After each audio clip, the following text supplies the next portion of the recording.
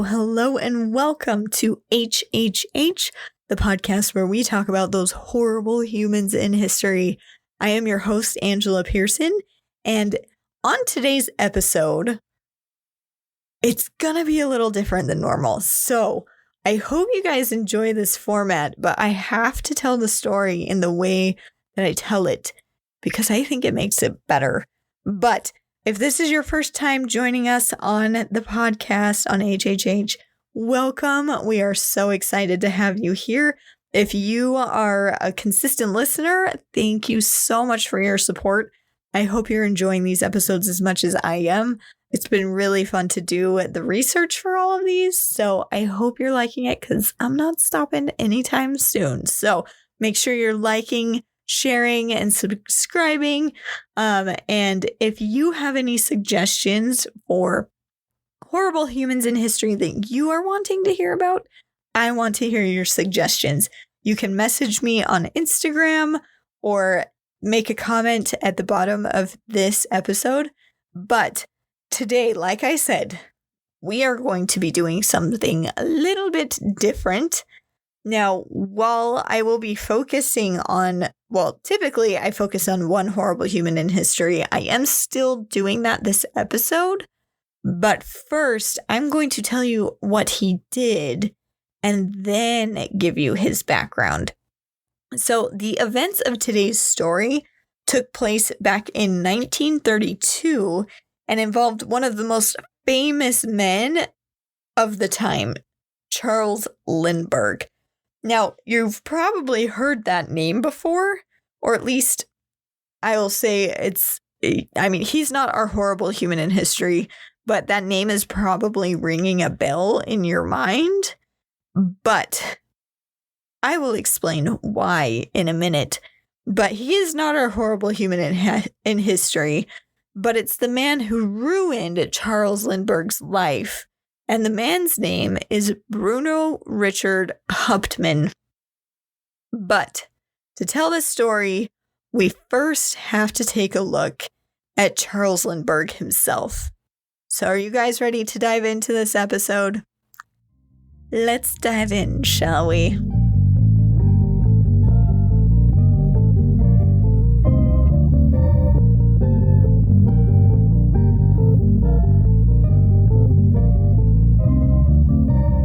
Like I said, Charles Augustus Lindbergh, Charles Lindbergh, is a name that's probably tickling something in the back of your memory, but you probably don't remember why. You're probably like, oh, that name sounds super familiar.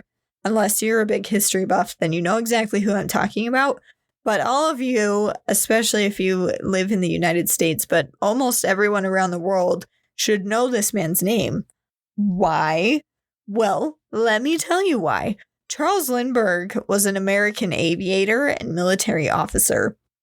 On May 20th through the 21st, 1927, at the ripe old age of 25 years old, he became the first person to ever fly nonstop from New York City to Paris. And I know this doesn't sound like huge news because people fly all the time to Europe, like we did it this year. Like, I know it doesn't sound super impressive, but you have to keep in mind that the first flight to ever happen in the entire world, the first time anyone ever flew, was actually in December of 1903. So December 17th, 1903. That was just 24 years before Charles Lindbergh flew across the Atlantic Ocean by himself to France. That is a huge leap in technology because if you know anything about the Wright brothers and their first flight that opened the rest of the world to flying, it wasn't that great. It was just barely gliding over a field for a small amount of time. And then 24 years later, they were able to fly across the ocean. So it was a huge deal at the time. Like, it was a really, really big deal because it was, it was basically like seeing pigs fly. Humans were flying. That was mind-blowing to people back then. So Charles Lindbergh, just so you know a little bit about him, he was actually born on February 4th, 1902. He was raised in mostly Little Falls, Minnesota, but also spent time in Washington, D.C., since his father was actually a pretty big U.S. congressman. He was a U.S. Army Air Force Service cadet in 1924 and eventually became a U.S. airmail pilot, which actually is what helped him train for his flight across the Atlantic Ocean. Because of his flight across the ocean, he was awarded by President Calvin Coolidge the Distinguished Flying Cross and Medal of Honor, the highest U.S. military award that you can get. He also earned the French Order of Merit and the Legion of Honor from France, which were both very high honors because he literally just changed the world by making that flight across the ocean. And one biographer, A. Scott Berg, said that people were behaving as though Lindbergh had walked on water, not flown over it. The flight across the Atlantic caused such a big phenomenon. It was actually dubbed the Lindbergh boom because he himself was skyrocketed to fame, and the aviation industry suddenly received tons of interest and a lot of investment from around the world. So Lindbergh's getting tons and tons of press. He became an international celebrity that he actually received many marriage proposals and invitations from cities all over Europe asking him to come and visit. Over 200 songs were written about him and his flight. And when he visited Brussels, a crowd of over 100,000 people were there to greet him. So he became this ginormous celebrity overnight because of his flight. And I actually read a little bit about his flight. Apparently, he didn't get a lot of sleep the night before his flight. So he was having to find ways to keep himself awake. Like, he would fly super, super low next to the ocean because that would force him to pay more attention. And then he would fly super, super high so he could try and rest a little bit. But he would also have to fly low again to see if he was still staying on track. Like, it was a pretty crazy thing when you actually read about how that happened, and to be able to fly that far without, like, basically had like cloth for wings and that kind of thing. It was crazy. So anyways, so he became super famous. From 1928 to 1931, Lindbergh was highlighted in Time magazine as the first man of the year. He received medals and promotions and even helped a French surgeon invent the first perfusion pump. What is a perfusion pump? That's the thing that actually makes heart surgeries and organ transplants possible. So this guy did some pretty incredible things and got a lot of national and international recognition for it. He even published a book and did a tour around the nation. So, like I said, this guy was pretty famous, and this is important. There's a reason I'm emphasizing that Charles Lindbergh was a superstar. Everyone loved him. He was phenomenal. Charles Lindbergh actually got married on May 27th, 1929, and he actually married the daughter of his financial advisor, Anne Morrow, and they ended up having a total of 6 children together. And like I said, I hope you noticed, I'm sure you noticed, that I really emphasize how famous, and I can't overemphasize how famous Charles Lindbergh was. It's super important to note that. So he wanted to escape all of this fame and being in the spotlight and everything. So him and his wife actually moved in to hayfields. It's on the outskirt. I meant outskirt. Sorry, guys. They lived on the outskirts of Hopewell, New Jersey. because they really wanted to escape that limelight and just kind of live their lives the way that they wanted to.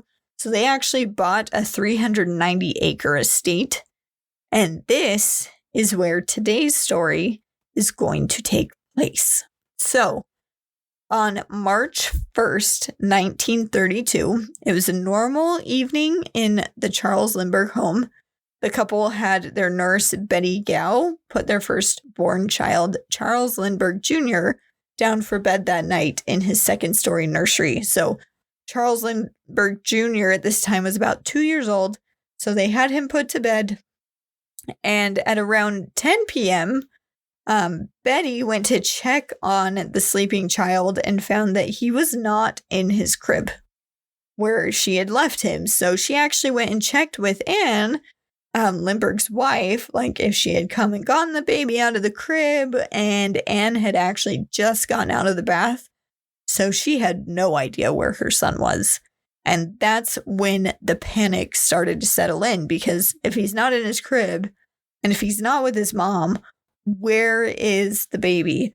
So they began to frantically search around the house for the little boy, but all they were able to find was actually a ransom note sitting on the windowsill of the nursery. The ransom note demanded $50,000 be paid to the kidnapper in order for them to get their son back. The police obviously were quickly called and notified what was happening at the Lindbergh home, and the New Jersey State Police quickly took over the investigation and started looking around for clues and anything that might lead them to this kidnapper to try and get the baby back. So while they investigated the scene of the crime in the nursery, they found traces of mud on the nursery floor, which would match the footprints that they found under the window of the nursery. So there were footprints in the mud outside, and that mud got carried into the nursery. So they noticed that, but the footprints in the mud outside were unable to be measured, so they weren't able to get anything from that. And they also found a ladder that had been used to get into the baby's room.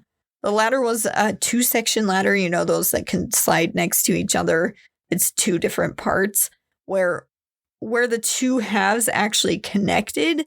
It had been broken, and they were pretty positive that it had broken either when the criminal was entering into the baby's room or as they were trying to leave with the child.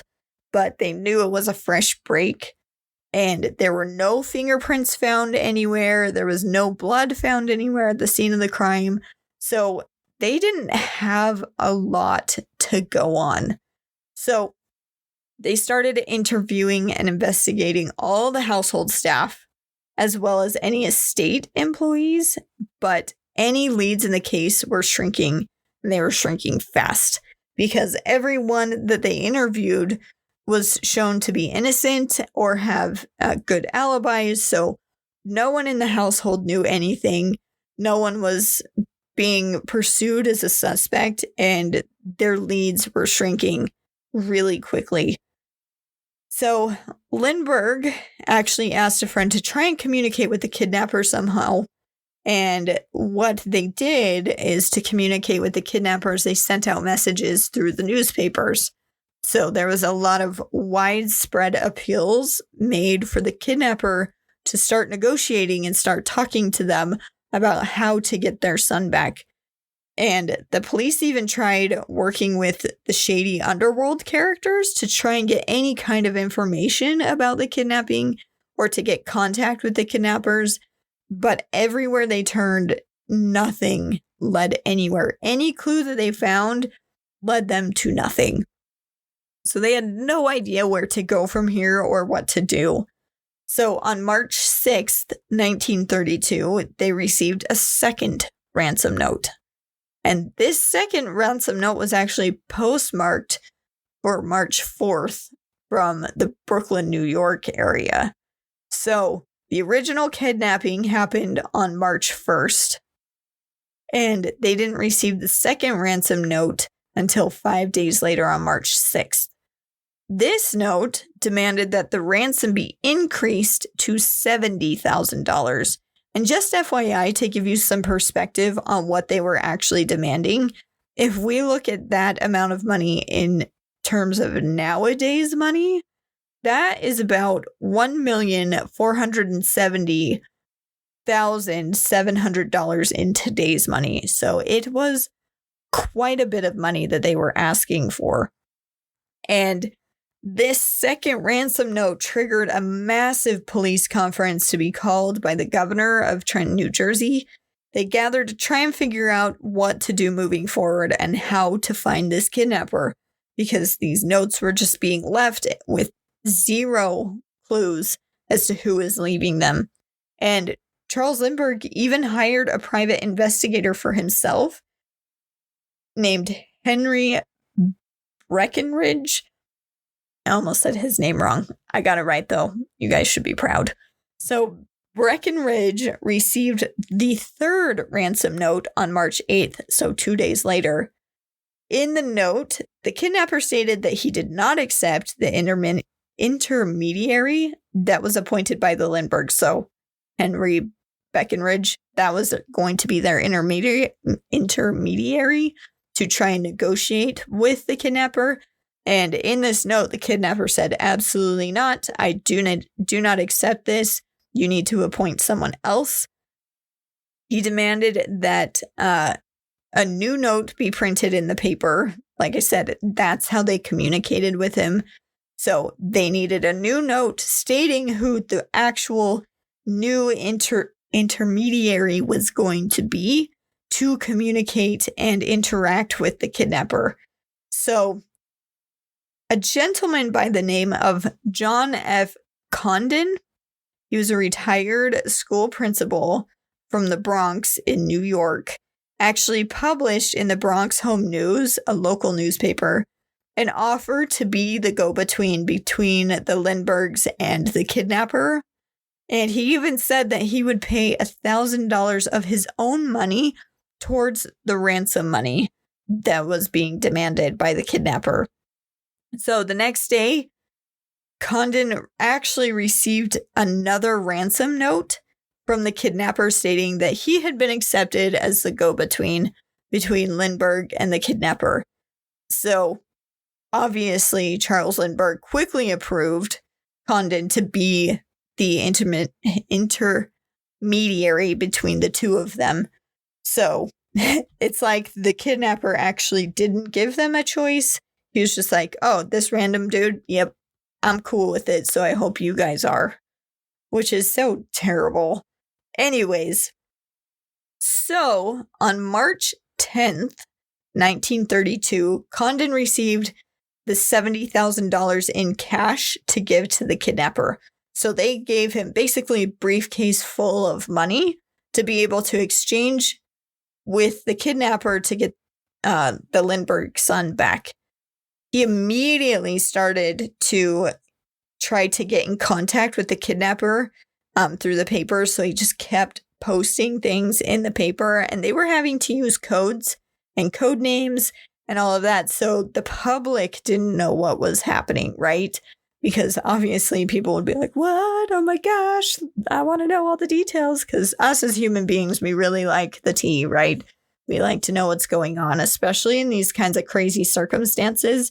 So they were having to use code words, and Condon's secret code name in the papers was Jafsie, Jafsie, Jafsie. What kind of name is that? I feel like if I saw that in the newspaper, I'd be like, yeah, something suspicious is happening here. Who names their child Jafsie? Anyways, that's beside the point. So he kept sending out messages in the paper to try and get a hold of the kidnapper using that secret code name. And finally, on March 12th, around 8:30 p.m., after Condon had actually received an anonymous phone call, he was given the fifth ransom note delivered by a taxi driver named Joseph Perron. Mr. Perron had said that he had actually gotten the note from an unidentified stranger. The note instructed Condon to find a loose stone at a vacant stand 100 feet from an outlying subway station, and under the stone, he would find another note. See, I'm telling you, this story sounds like something out of like a mystery novel. It is, just wait, it just keeps getting crazier. So, Condon did what he was told and was actually able to find the 6th ransom note. And in the note, he was instructed to meet a man calling himself, quote unquote, John, at the Woodlaw Cemetery near 233rd Street and Jerome Avenue. So, John was going to meet him at this cemetery. Creepy, right? Well, don't worry, they didn't let Condon go alone. He did go there with a bodyguard, except the bodyguard had to stand off a bit for the kidnap. Well, they didn't know for sure if it was the kidnapper. It was just the man named John. He had to step away for a little bit so Condon could speak to John directly. And the two talked about the exchanging of the money, but only if the stranger could provide a quote-unquote token of the child's identity. So to kind of prove that you are in some way connected to the kidnapper, I need some proof that you actually do have the child or have access to the child. Now, I find it interesting, you watch a lot of true crime and those kinds of things now, and I feel like even in just like fake stories, like we've been watching The Mentalist lately, it's like if there's a kidnapping, they demand proof of life, right? They need to know that the person is still alive. So I find it really interesting that they would ask for a quote unquote token of the child to prove that it's actually the child. It's really the person that they're looking for, but they don't ask, okay, I want to see him. I want to hear his voice. I want to know that everything's okay. So I kind of think that at this point in time, kidnappings were not common. This was not a normal thing, because back then I feel like people were way more trusting. Like kids could wander around and be totally fine. I think people were way more trusting, and even though this guy had actually kidnapped their children or had connections to the person who had kidnapped their children, they still believed, they wouldn't harm a child because it's a child, they're innocent, there's no way they would do anything to them. So it probably didn't even cross their minds to ask for proof of life. But for me, nowadays, especially watching so many true crimes, I feel like that's like the go-to is like proof of life. I need to know they're alive. Tell me now if they're alive or not. But all they wanted was a token, quote unquote, token that the child was actually the child. So it wasn't even like, show me him, I want to see him alive. No, it's just prove that you have this child. So after this meeting, after this discussion about when they would drop off the money and when they would get proof or the token that this was actually the child, the kidnapper went silent. They didn't get any notes for a while, and Condon sent multiple requests saying, I want to pay the money. Tell me how to pay the money. I want to be able to get the kid back. Just let me give you this money and you can return the child. But the kidnapper just went silent until March 16th. So 15 days after the little boy had gone missing, a baby's sleeping suit and another ransom note was provided to Condon. So the baby's sleeping suit, if you don't know what a sleeping suit is, don't worry, I didn't know what that was. Well, obviously you can figure it out based off of the words, but it just sounds so formal. It's his PJs. They were able to provide the PJs, pajamas, for the baby, and that is what was being used as proof of the baby's identity. And it was confirmed by the family that it was indeed the baby's pajamas, what they had put the baby down in the night that he went missing, so the sleeping suit. So Condon continued to try and communicate with the kidnapper through the paper saying, cool, we accept this as like proof that this is the baby. So now let us give you money and you can give us the baby back. He kept trying to communicate. Again, this is all through code. He wasn't actually saying this flat out in the newspaper because, like I said, we all like a bit of tea. So they keep trying, and the 8th ransom note was finally received. Did I already say the 8th? I'm losing track. There's so many of them. Anyways, the next ransom note was finally received by Condon on March 21st. The kidnapper demanded complete compliance of his instructions and stated that this had been a plan for years. So he had been planning out this kidnapping. He knew exactly what he was doing, and this was something that he had been planning out for years.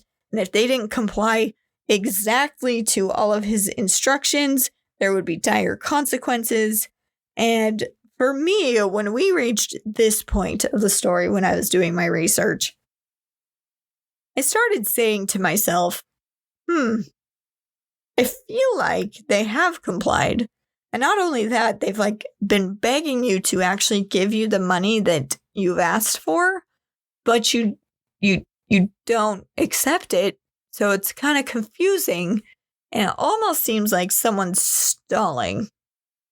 That's what I would think anyways, but let me know what you think in the comments below. Is he stalling? What's going on? It just seems a little suspicious, a little sus. So, anyways, let's continue on with our story. 8 days later, on March 29th, the Lindbergh nurse, Betty, actually found the baby's little thumb guard, which they used to make them stop sucking their thumbs, The thumb guard the little baby had been wearing the night that he had been kidnapped. She found it right by the front door of the house, meaning the kidnapper had to have walked right past the front of the house when he kidnapped the baby. And this was just such a devastating reminder to the family that the baby was, well, not that they needed a reminder, but he was so close to them when he was kidnapped and they didn't even notice. So it was just kind of devastating to find this little extra clue that had just been left right in front of their door. And the next day, the 9th ransom note was actually received by Condon. But this time, this guy, I swear, this time the kidnapper demanded that they now pay $100,000. For some perspective, that's $2,101,000 today. So he upped the ante to basically $2 million for the baby to be returned. They had already gathered the money and they were ready to give it to him. And he's like, you know what? No, I want more money. So see what I'm saying? I think he's stalling because he's thinking I can get more money out of this. Right? So the audacity of this man. You know what?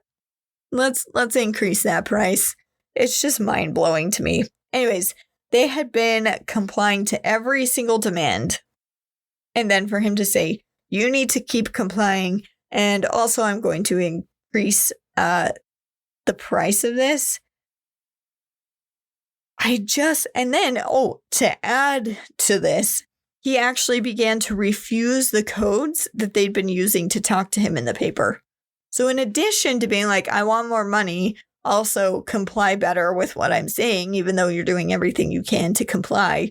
Also, I'm rejecting your codes in the paper. You need to fix those and change them because I'm done using them. Oh my goodness.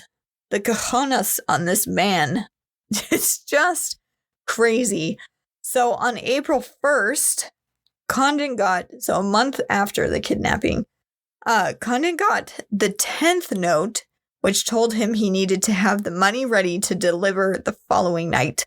So, kidnapper is ready to accept this ransom money finally. So Condon replied via an ad in the press the next day to let him know, okay, we got the money ready. I'm ready to meet. Let me know where you want to meet me. So note number 11 was given to Condon by another random taxi driver on April 2nd. And I know what you're thinking. I forgot to mention this with the other taxi driver. Yes, they investigated them. No, they had nothing to do with the kidnapping. They were just given these notes by some random man to deliver that to Condon. So don't worry, they were investigated and found to be not connected to the case, except for this random note being given to them. So in the note, it told Condon that he was going to need to find the next note under a stone in front of a greenhouse at 3225 East Tremont Avenue in the Bronx, New York. And lo and behold, underneath this rock in front of the greenhouse was the 12th note. Via the instructions that were left on the 12th note, Condon met with the man going by quote-unquote John again, and he was able to convince quote-unquote John to reduce the ransom down to $50,000. Now, dang, how did this man convince possibly the kidnapper? We still don't know if this is an accomplice or just someone who knows. Like, we don't know who this person is, but he was able to convince him to go from $100,000 to $50,000. Literally convinced him to have half of the ransom money. So those negotiation skills, freak. Good job, Mr. Condon. That was amazing. So they did make the right choice, which, by the way, they also made sure that he was not the kidnapper. I keep forgetting to mention these things. He definitely had nothing to do with it. But good for him for his negotiation skills. That was very impressive. And he decided, $50,000 is acceptable, so I will take your money. So Condon gave him the money, and in exchange, he got a receipt and the 13th ransom note. So he didn't even get the baby. He got another ransom note. And I'm not going to lie, at this point in the story, I'm starting to feel like there are a little too many ransom notes going on here. Like, what's going on? In this new ransom note, it stated that the baby would be able to be found on the boat named Nellie near Martha's Vineyard in Massachusetts. So after they exchanged the money and the ransom note, this John character was free to walk away into the woods of the park. Say what now?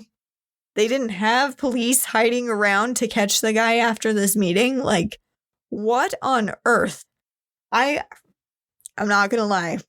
Judging the police a little hard right now because it seems like there were multiple chances to at least apprehend this quote-unquote John person, and they never did it.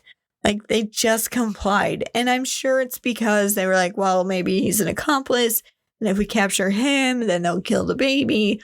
But I feel like using your instincts, it'd be like, this is probably the kidnapper. But, I mean, hindsight's 2020. I know how this story ends, but they did not at the time.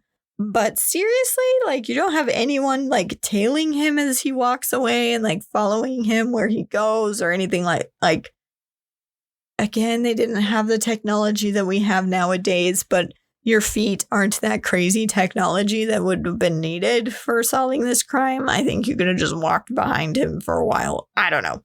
That's just what I would think, but whatever. Here we go. The next day, the police went immediately to Martha's Vineyard and searched everywhere. Everywhere. And they even conducted a second search just to be sure, but the baby was nowhere to be found. They had been duped. They had been lied to. The John character did not actually reveal where the baby was. And at this point, Condon had spent enough time with this John character and told the police that he could easily identify the shady John character if he saw him again. I would hope so. I would hope so, sir. At this point, you have had multiple meetings with quote-unquote John. I would hope you would be able to say, yeah, that's him. That's exactly him. Look at his face. I know his face. I've been chatting with this man a lot. So I'm glad he's confident that he could identify this human being at this point, like any normal person should be able to do. But again, why they haven't just picked up this John character and asked him questions is beyond me. But at least if they do happen to catch this John man, Condon will be able to identify him. So that's a plus, I guess. So over a month later, so a month after they had finally gotten the last note and the kidnapper had received his payment, a month later, on May 12th, 1932, the body of little Charles Lindbergh Jr. was found, and it was found on accident. He was partially buried and very severely decomposed. He was found only 4.5 miles from his home and only 45 feet away from the highway. He was in a place called Mount Rose, New Jersey, and the man who found him was actually William Allen, and he, like I said, was the man who discovered the poor boy's body. And the way he discovered it, I think they were working in the field and were driving a truck. He was like a hand on the truck helping, and he noticed the boy's body. The boy's head had been crushed.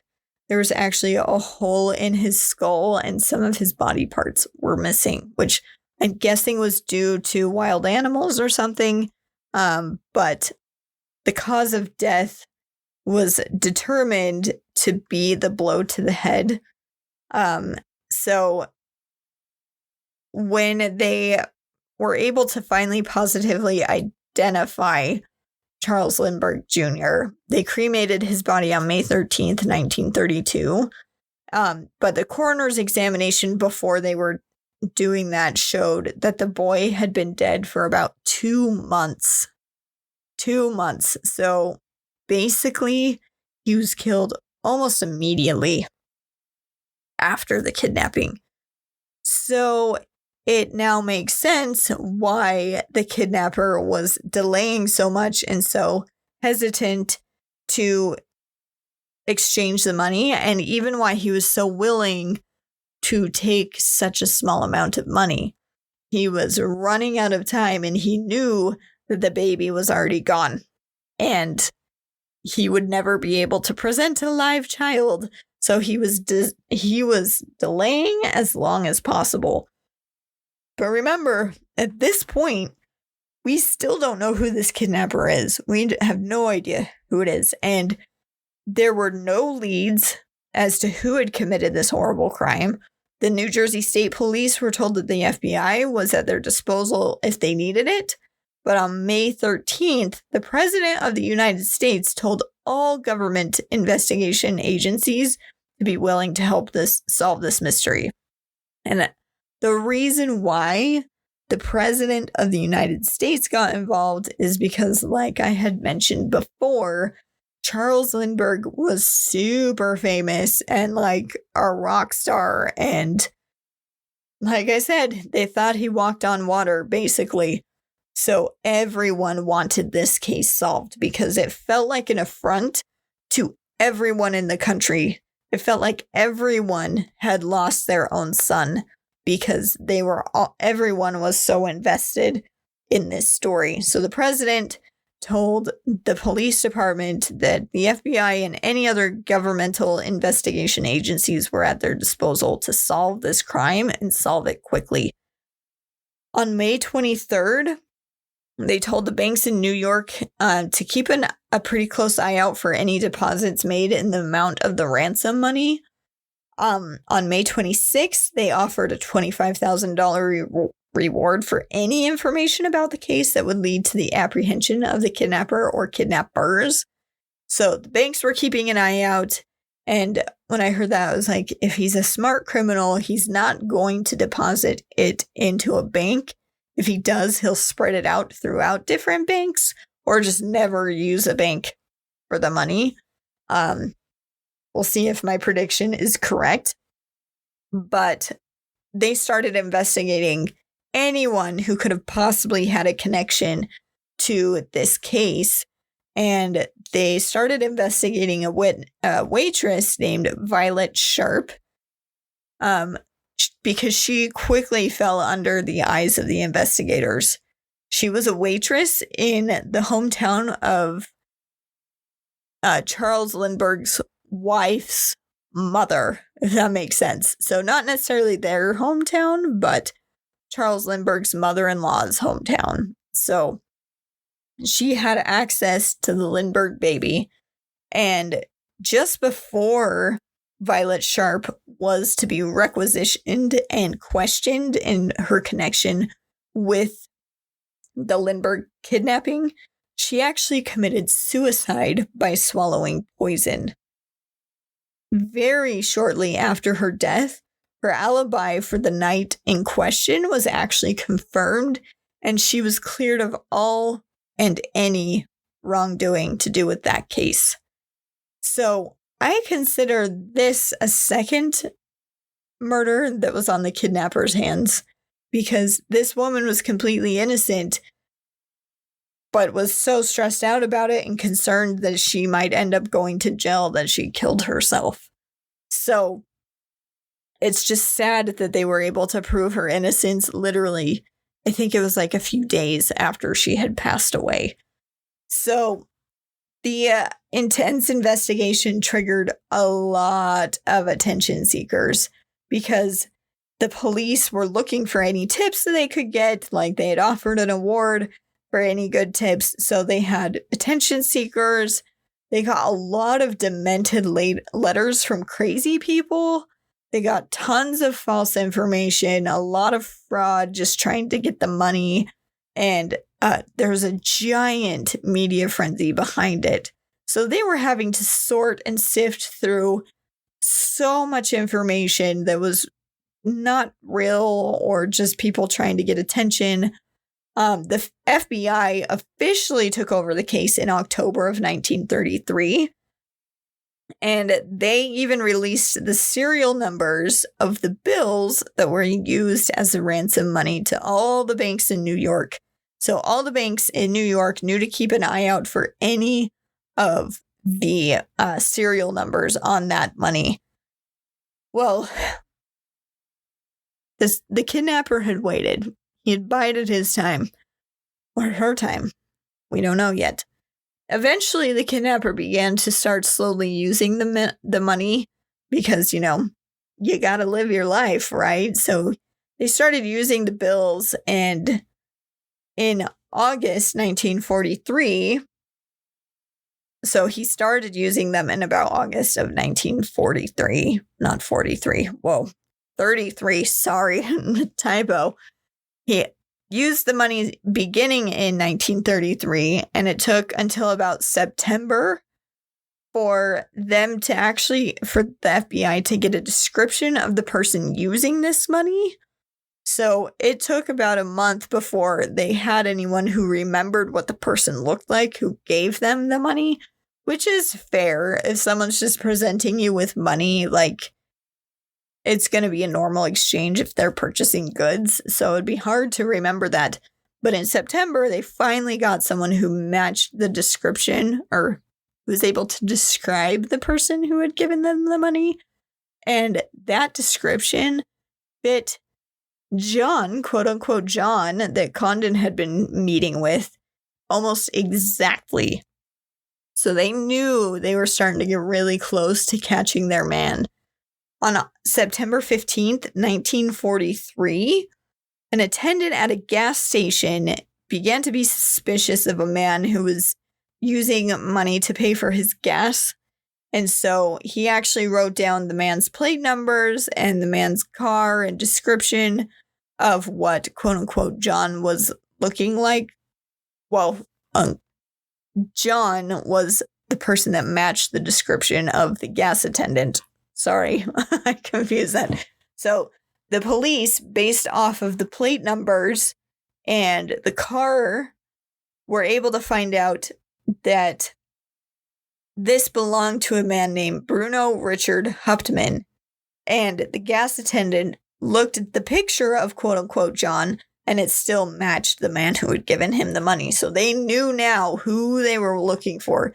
They were looking for Bruno Richard Hauptmann. The FBI watched him and his home closely for the next night to ensure that it was actually who they were looking for. And at 9 a.m. on September 19th, 1934, they decided that, yep, this is the right guy. This is the man that was described by Condon. It's the man that the gas station attendant described. This has to be the guy. And I looked at the police sketch and the picture of this man, and they were very, very right. The description is an exact match. And so they took him into custody. Now, 35-year-old Bruno Richard Hauptmann is our official horrible human in history for this episode. He was from Saxony, Germany, and he was a carpenter by trade who had been in the country for about 11 years. He had gotten to the U.S. by stowing away on a ship, but was almost immediately arrested and deported. And then after one more failed attempt to get into the country illegally, he was actually successful at getting into the country in November of 1923. Bruno actually had a pretty big criminal history for robbery and even spent some time in prison. He was married October 10th, 1925 to Anne Schoeffler of New York City. She was a waitress, which I at first thought it was the same waitress. It is not the same waitress, just so you know. And they even had a son in 1933, which is mind-blowing to me that he would be able to kidnap someone else's son while he himself had a young son. I don't understand people. So he actually was in his trade of carpentry until March 1st of 1932 when he started trading stocks. You know, right after the kidnapping that happened on March 1st, I wonder why he decided to switch careers right after that. Very, very strange. The FBI was able to quickly gather a lot of evidence that proved that he had to be the kidnapper that they were looking for. They actually found some of the ransom money on him when they arrested him. And eventually they would find the remaining $13,000 of the ransom money in his garage. He was identified by Condon and one of the cab drivers who had delivered the notes to Condon. And he owned the car that had actually been seen around the area of the Lindbergh's home the night of the kidnapping. So someone had actually seen the car driving around, but they weren't sure if it was connected to the kidnapping, and now they knew because he drove that car. Not to mention that all of his handwriting matched that of the ransom notes. How convenient. So on September 26, 1934, he was indicted on charges of extortion. You know, that's all, extortion. And then on October 8th, 1934, he was finally indicted for murder of the small child. His trial started on January 3rd, 1935, and the trial lasted 5 weeks in Flemington, New Jersey. So the reason why the trial lasted for 5 whole weeks was because the evidence against him was mostly circumstantial evidence. Like, there was no way to have hard proof that he actually killed the child. It was just mostly, well, his handwriting matches this, and we found the money, but, you know, it could have been given to him by someone else. But on February 13th, 1935, the verdict came out, and that circumstantial evidence was enough to get him a guilty verdict in the first degree. His sentence was death. Obviously, his defense would try and appeal the sentence, but the verdict was upheld by the Supreme Court of the state of New Jersey on October 9th, 1935, and his appeal was denied by the Supreme Court of the United States in December of 1935 as well. So even though they tried to appeal it, he was shut down pretty hardcore because of the horrible thing that he had done. So on January 17th, 1936, 4 years after the kidnapping, Bruno Richard Hauptmann was supposed to be put to death by electrocution. But the governor of New Jersey granted him a 30-day reprieve. Why? That's what I want to know. Why? And he tried to get the reprieve again when he was supposed to be executed on February 17th, 1936, but it was denied this time. So he was resentenced to be electrocuted, and finally, on April 3rd, 1936, he was electrocuted for the kidnapping and death of the small 2-year-old Charles Lindbergh Jr. Now, it was a full 2-year investigation before the family was able to get any kind of closure. And what's so sad is that Charles Lindbergh was targeted because he had become famous for flying a plane across the ocean. This man just assumed he's got to be super wealthy because he's super famous. So I'm going to take his child. And I don't know if it was an accident that the baby died, if it was intentional that he killed the baby, or what happened there. But why was that the plan? Like, who thinks of that? Like, that is just horrendous. And I feel like I learned about his flight, like Charles Lindbergh. He was famous for his flight, but I didn't know about the tragic story of the loss of his son. It was a big sensational story across the nation that most people felt very personally invested in at the time, and it felt like they really wanted to recover someone that was basically like their own son. And when they found out that he had been killed, everyone felt the loss of that child. Everyone took it very personal. So it makes me wonder, first, why we don't hear about that part of his story. But it also makes me wonder if Charles Lindbergh had not been as famous as he was, would his son had ever been taken? Would his son have been kidnapped? I feel like the answer is probably no. And if he was taken, if his son had actually been kidnapped and he wasn't very famous, would he have had the resources to try and find his child? Would the FBI have gotten involved? Would the President of the United States have gotten involved? No, absolutely not. But I think this was one of the first times that there was a big kidnapping and something that made the nation aware that it was possible to have your children kidnapped. So, and like I said, this story is like a story out of some kind of like mystery novel or something, but it's a real story. All of these ransom notes and all of that, real story. And so our horrible human in history this week is Bruno Richard Hauptmann, who for some reason believed that kidnapping and killing a child was the best way to earn a few bucks and that he would not get caught. What a dummy. So I hope you enjoyed the story. I know that the format was a little bit different this week, but I kind of wanted to tell it different because for a few years, they did not know who the murderer was. And I feel like telling the story in the way that I told it is the better way to tell it because it kind of keeps the mystery and suspense up a little bit. So I hope you enjoyed the different format this week. Next week, we are going to be talking about a serial killer from Japan.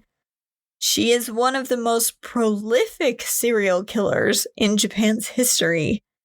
And we are going to be talking about Also, this is a Japanese name, so I apologize. I am going to butcher it, but I will do my best.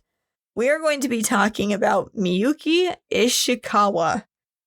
And we are going to be talking about all the evil things that she did.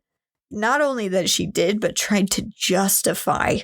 So hold on tight. This episode will be coming out next week. I hope to see you guys there.